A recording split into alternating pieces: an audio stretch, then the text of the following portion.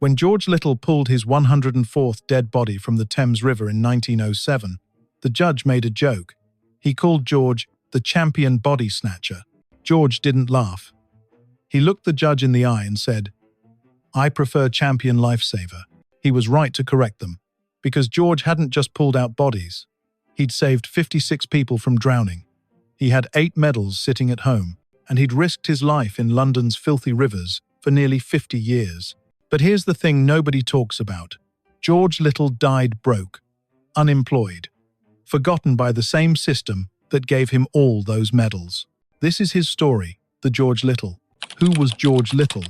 George was born in 1860 inches Bromley, in London's East End.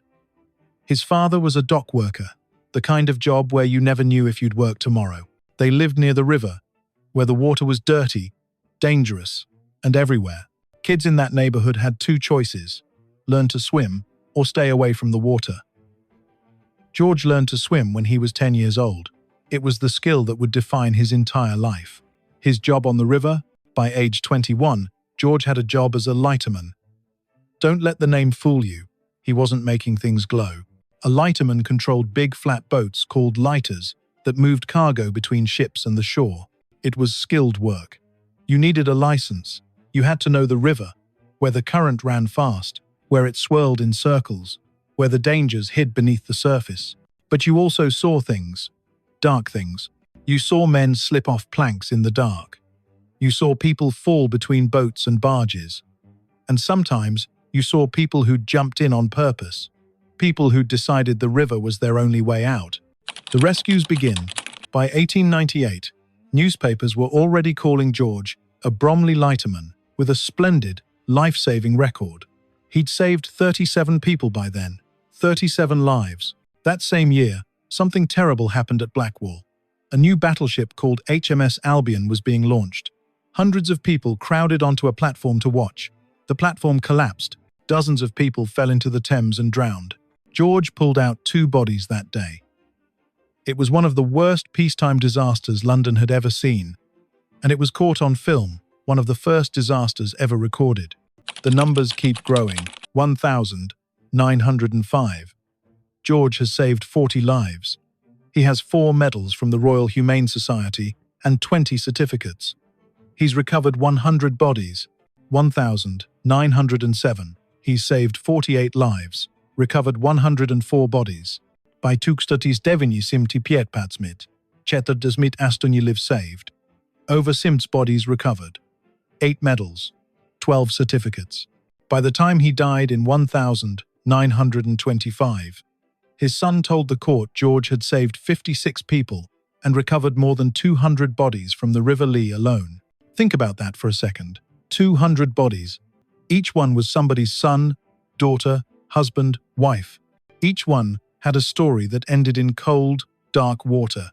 And George was the one who brought them home, his most dangerous rescue. George once told a reporter about his closest call. A man fell off a barge going under Bowlock Bridge. The barge was swinging around in the current, and it was about to crush them both against the bridge. George jumped in. But he didn't just grab the man. He pushed him underwater, swam with him beneath the barge, and brought him up on the other side, where there was space. The man lived. That's the kind of hero George was. Not the Hollywood kind, the practical kind. The kind who knew that sometimes, to save someone, you have to do something that looks crazy. You have to trust your knowledge of the river more than your instincts. The problem with being a hero. Here's where the story gets hard. In 1909, George was struggling. He had a large family. Times were tough. Work was hard to find. A local official tried to help. He even got the case sent to King Edward VII. Yes, the actual King of England. The king sent a nice letter. He suggested the case go to the Board of Trade, the government department that helped brave sailors and sea rescuers. The Board of Trade wrote back quickly. They said they only helped people who were brave at sea. George's rescues were in rivers and canals. Those were technically inland, so George got nothing. Let me say that again. A man who saved 40+ lives and had medals from the Royal Humane Society was told his heroism was in the wrong location.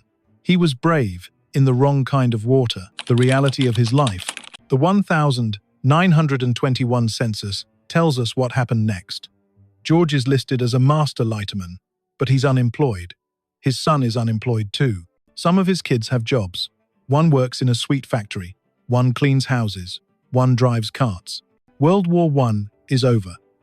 The economy is a mess. And a man in his 60 seconds, with a wall full of medals, is filling out a government form to say he can't find work. We're lucky though. One of George's descendants uploaded a photo to the internet. It shows George around this time, wearing his medals, looking proud. He's not in a uniform, he's not on a monument, he's in regular clothes, just a working-class East End man carrying the weight of what those medals meant. How he died. On the 26th of February 1925, George collapsed in the street. An ambulance rushed him to St Andrew's Hospital, but he died on the way. He was 63 years old. His death certificate lists him as a night watchman, formerly a lighterman. The cause of death: hardened arteries and a brain hemorrhage. At the inquest, his son gave evidence. A doctor called George brave and courageous. The coroner wrote down natural causes, and that was it. No state funeral, no statue, just a brief mention in the local paper, and then silence. What this story really means: George Little's life shows us something important about how society treats its heroes. The rivers weren't just pretty scenery in Victorian London. They were dangerous workplaces that regularly killed the people who worked near them. George accumulated medals, certificates, and newspaper headlines. But when the economy crashed, when he got too old to work, all that honor meant nothing. You can't pay rent with a medal. He was praised by coroners, noticed by a king, and rejected by a government department, all because his bravery happened in the wrong legal category of water. Today, if you walk along the River Lee, you'll see joggers, cyclists, and canal boats converted into homes. It feels peaceful, like a park. In George Little's day, it was a place of work, risk, and death. It was the last place hundreds of people were seen alive, and George was the man who went in after them, again and again and again, for 50 years. Final thought: 56 people went home to their families because of George Little.